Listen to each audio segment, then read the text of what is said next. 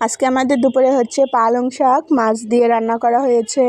আর এখানে হচ্ছে এগুলা মাছ ভুনা, রুই মাছ।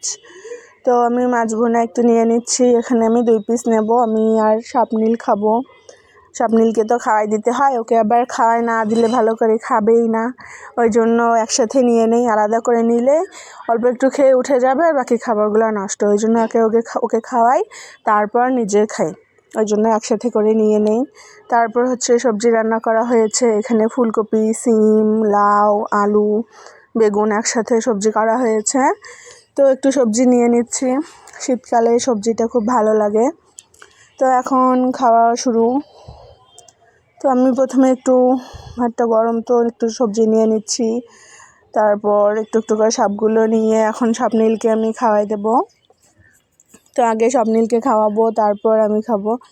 ওর খাওয়া শেষ করে যতটুকু থাকে বাকিটা আমি খাই।